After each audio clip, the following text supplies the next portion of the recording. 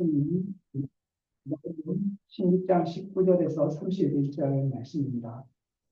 신약성경 누가복음 16장 19절에서 31절의 말씀입니다.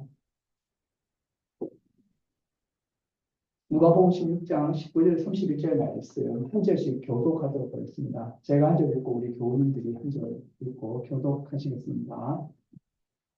한 부자가 있어 자색 옷과 고운 베옷을 입고 날마다 호화롭게 즐기더라.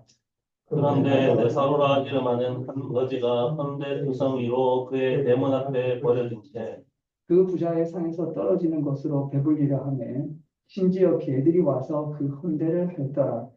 그 거지가 죽어 천사들에게 받들려 아브라함의 품에 들어가고 부자도 죽어 장사되매 그가 음부에서 고통 중에 눈을 들어 멀리 아브라함과 그의 품에 있는 나사로를 보고 불러 이르되 아버지 아브라함이여 나를 긍휼히 여기소서 나사로를 보내어 그 손가락 끝에 물을 찍어 내 혀를 서늘하게 하소서 내가 이 불꽃 가운데서 괴로워하나이다.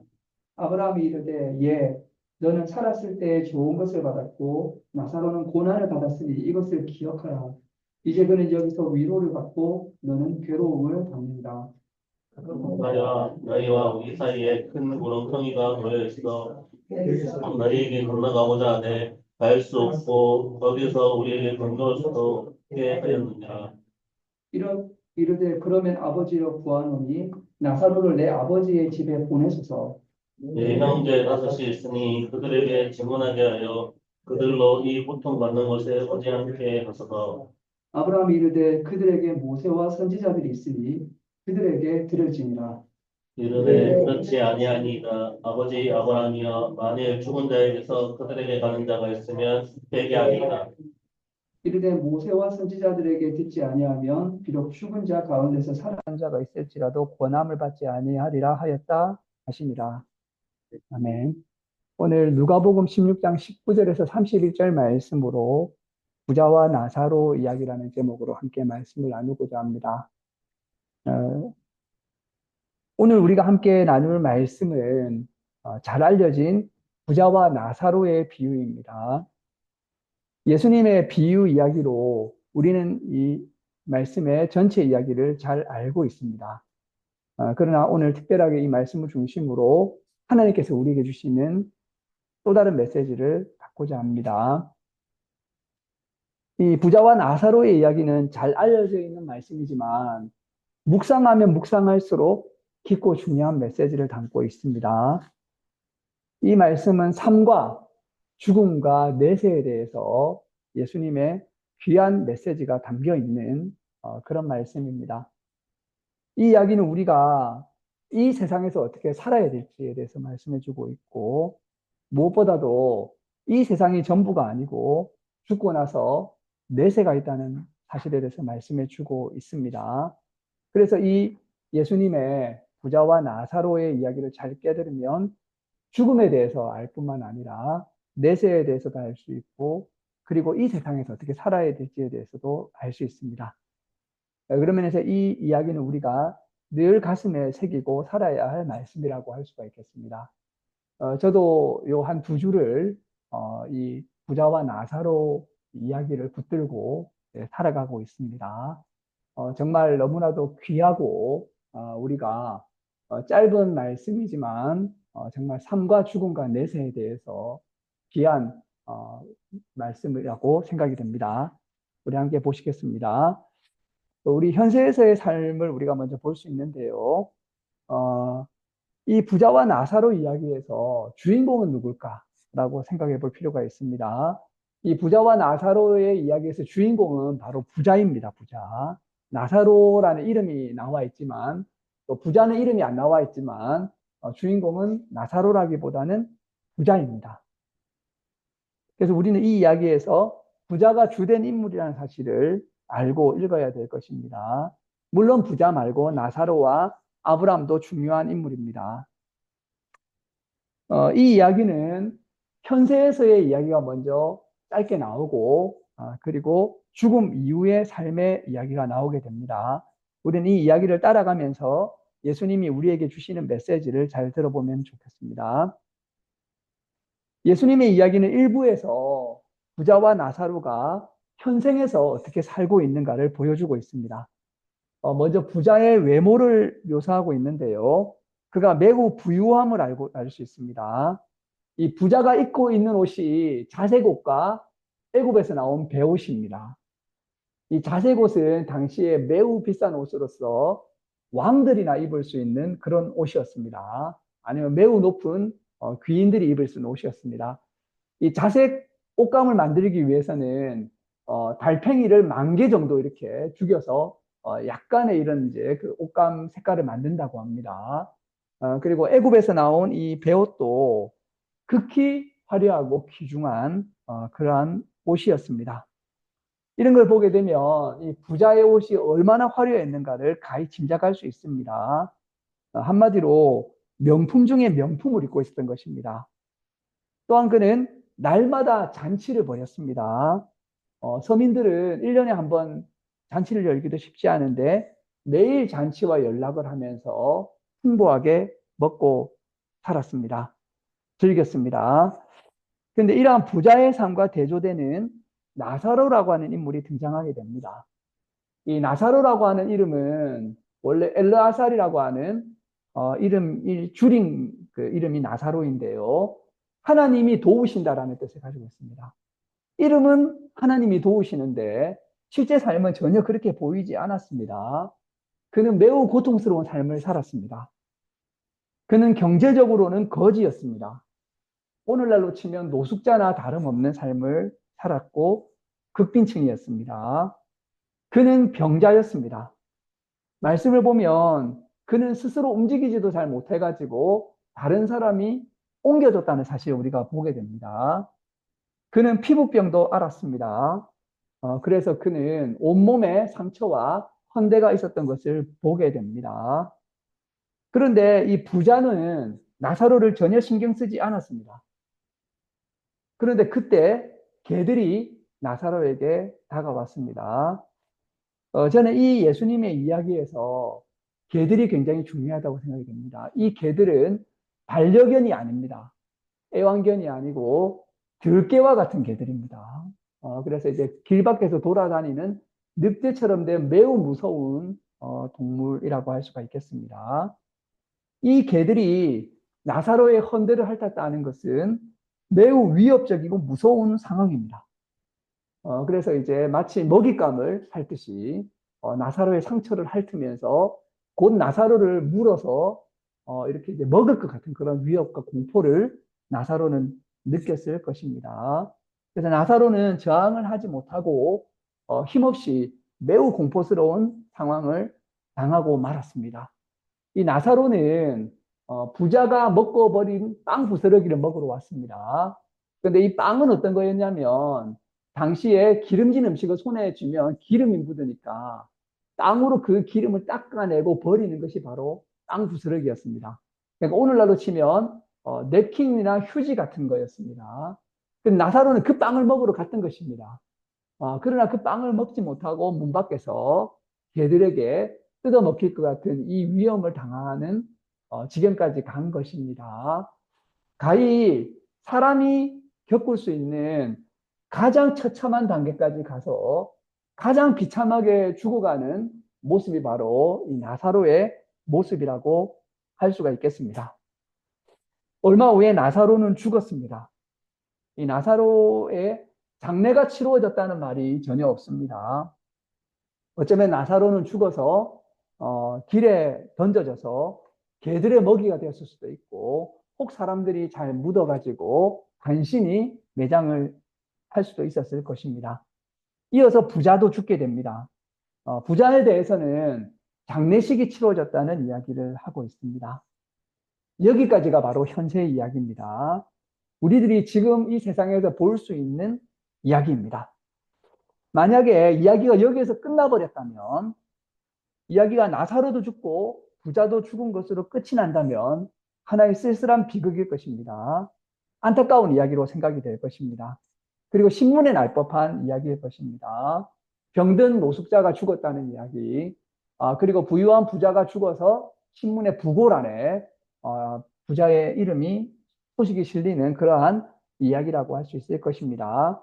그런데 예수님의 이야기는 짧은 현생 이야기 뒤에 긴 죽음 이후에 내세 이야기를 말씀하고 있다는 것입니다. 예수님의 이야기는 이 세상과 현세에서의 이야기로 끝나지 않습니다. 내세의 이야기가 있습니다. 예수님은 저승과 내세에 대해서 말씀하십니다. 저는 이 내세 이야기가 굉장히 중요하다고 믿습니다. 이 본문은 음부에 대해서 말씀을 하시는데 저승 세계를 말하는 것입니다. 성경은 강력하게 죽음 이후의 삶에 대해서 말씀하고 있습니다. 신앙이 오래 지나게 되면서 내세에 대한 믿음의 문제가 더욱더 중요해집니다. 최근에는 내세에 대한 과학적인 연구도 진행되고 있습니다. 레이먼드 무디라고 하는 사람이 삶 이후의 삶이라고 하는 책을 냈는데 실제로 사망 선고를 받았거나 거의 죽었다가 다시 돌아온 사람들의 이야기를 150편 이상 모아서 쓴 책입니다. 이외에도 지금 이렇게 실제로 사망 선고를 받았거나 죽었다가 살아 돌아온 사람들의 이야기를 수만 건 분석해서 이들의 이야기를 듣고 있습니다. 그래서 갈수록 죽음 이후의 삶에 대한 이야기들과 그에 대한 이야기와 그 정보들이 이렇게 알려지고 있고 갈수록 죽음 이후의 삶에 대해서 신뢰하는 사람들이 많아지고 있습니다. 하지만 물론 이것도 과학의 이야기일 뿐입니다. 성경은 성경은 내세에 대해서 말씀하고 있습니다. 그리고 예수님도 내세에 대해서 말씀하고 있습니다. 이 부자와 나사로의 이야기는 이러한 내세가 있음을 강력하게 그리고 생생하게 전달하고 있습니다. 우리는 이러한 내세에 대한 깊은 믿음을 가지고 내세를 깨달아야 됩니다. 그렇게 되면 모든 것이 달라지게 됩니다. 죽음으로 모든 것이 다 끝이라고 생각하는 사람들과 내세를 믿는 사람들은 모든 것이 다른 것입니다. 연구 결과에 따르면 한국 사람들은 가장 현세지향적이라고 합니다. 우리 전 세계적으로 봐도 한국 사람처럼 이렇게 내세에 대한 믿음이 부족한 그런 국가가 없다고 합니다.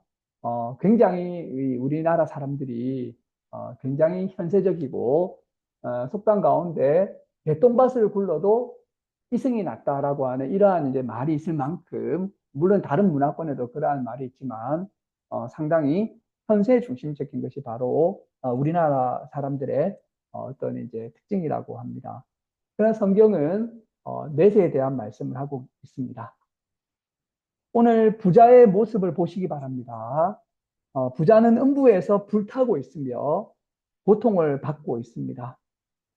얼마나 뜨겁고 목이 마른지 부자는 한 방울의 물이라도 있어서 혀를 시원하게 하기를 바랍니다. 이것이 부자가 경험해야 했던 내세의 현실입니다. 그는 음부에서 불타면서 고통받고 있습니다. 그런데 위를 보니 저 멀리서 현세에서 거지였던 나사로가 아브라함의 품에 안겨서 낙원의 잔치에서 즐겁게 지내고 있었습니다. 부자는 현세에서는 잔치를 했고 나사로는 현세에서는 굶었지만 내세에서는 나사로가 잔치를 하고 있고 부자가 고통받고 있는 것을 보게 되는 것입니다. 예수님의 이야기는 현세에서의 삶이 꼭 내세와 연결되지 않는다는 매우 충격적인 이야기를 전해주고 있습니다. 유대인들은 부자들이 축복을 받았고 부자들이 하나님을 잘 믿는다고 생각을 했었습니다. 그렇다면 부자들도 죽고 나서 낙원에 가서 즐겁게 살아야 할 것입니다. 그런데 예수님의 이야기의 실상은 달랐습니다. 이 부자는 음부에서 불타고 있고 현세에서 가난과 질병으로 고통받았던 비참한 나사로는 낙원의 잔치에서 상석에 앉아 즐겁게 지내고 있습니다. 이 부자는 그러한 아브라함과 나사로의 모습을 보았습니다. 그래서 아버지 아브라함에게 부탁을 합니다. 거기 있는 그 나사로를 시켜가지고 자신의 혀 끝에 물 한 방울 좀 묻혀달라고 부탁을 합니다. 여기에서 부자의 성품을 알 수 있는데 매우 교만하고 자기 본의적이고 그리고 이제 나사로를 이리저리 심부름을 시킬 수 있는 사람으로 생각하는 그러한 부자의 이러한 교만하고 자기중심적인 모습을 볼 수 있습니다. 음부에서 고통받으면서도 부자는 자신의 성품을 바꾸지 못하고 있는 것입니다. 그런 이제 부자에게 아브라함은 내세의 현상을 설명해 주고 있습니다. 우선 내세에서는 현세에서의 삶이 역정될 수 있다는 것입니다. 현세에서 나사로는 고통을 받고 부자는 즐겼습니다. 그런데 내세가 되면 부자는 고통을 받고 나사로가 즐거워하게 됩니다. 아마 부자가 현세에서 나사로를 돌봤다면 내세에서의 장면은 달랐을 것입니다. 그러나 부자는 나사로를 전혀 신경 쓰지 않았습니다. 음부에서 부자는 나사로가 누구인지 알아보았습니다. 그 말은 뭐냐면 현세에서도 부자는 나사로라는 사람을 알았던 것입니다.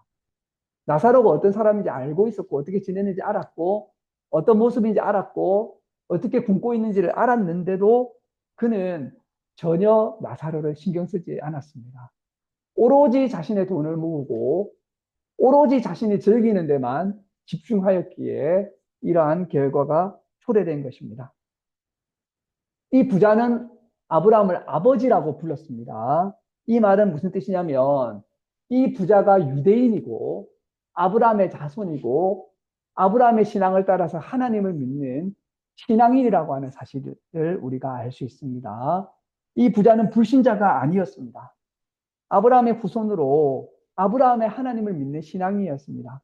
그러나 그는 내세에서 음부에서 불타는 고통을 겪고 있는 것을 볼 수 있습니다. 이 이야기에서 우리가 이 세상을 어떻게 살아야 할지를 알 수 있습니다. 우리가 부자처럼 자신만 즐기고 살지 말고 어려운 사람들을 돕고 살아야 한다는 것을 예수님은 말씀해 주고 있습니다. 개인적으로도 돕고 도울 수 있는 만큼 돕고 사회적으로도 가난한 사람들을 돕는 사회가 되도록 힘써야 한다는 것을 말씀해 주고 있습니다. 그리고 이 아브라함은 부자에게 너희가 있는 곳과 우리가 있는 곳은 멀리 떨어져 있고 중간에 큰 구렁이 있어가지고 건널 수 없다고 이야기하고 있습니다.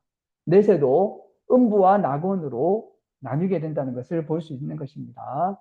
그렇게 하니까 부자는 아브라함에게 나사로를 보내서 자신의 5형제는 이렇게 나처럼 음부에서 고통을 받지 않게 해달라고 요청합니다. 그러나 부자의 이러한 요청도 거부당합니다. 왜냐하면 살아있는 사람들에게는 모세와 선지자들이 있기 때문입니다. 이 말은 뭐냐면 살아있는 사람들에게는 성경이 있기 때문입니다. 그러자 아브라함에게 거절을 당하자 부자는 다시금 자신의 주장을 또 강경하게 펼칩니다. 죽은 자가 살아와야지. 그제서야 사람들은 이런 이야기들을 믿지. 그렇지 않으면 믿지 않을 것이라는 것입니다. 이는 당시나 오늘날이나 많은 사람들의 영적인 상태를 이야기해 줍니다. 사람들이 내세에 대한 믿음이 많지 않다는 것입니다. 내세를 믿지 않는다는 것입니다. 사람들은 영적인 진리에 대한 깨달음이 없어서 죽었다가 살아온 사람이 말하지 않으면 믿지 않는다는 것입니다. 심지어 죽었다가 살아온 사람이 말해도 사람들은 내세에 대해서 믿지 않는다는 것입니다. 아브라함은 이렇게 이야기합니다. 모세와 선지자를 믿지 않는 사람은 죽은 사람이 살아와도 믿지 않을 것이라고 이야기를 하는 것입니다. 결론적으로 말씀드리고자 합니다. 부자와 나사로의 이야기를 우리는 새롭게 읽어야 됩니다. 예수님의 이야기들을 보게 되면 현세에 대한 이야기도 있지만 내세와 부활과 마지막 심판에 대한 비밀스러운 이야기들이 많이 있고 천국에 대한 이야기들이 많이 있습니다.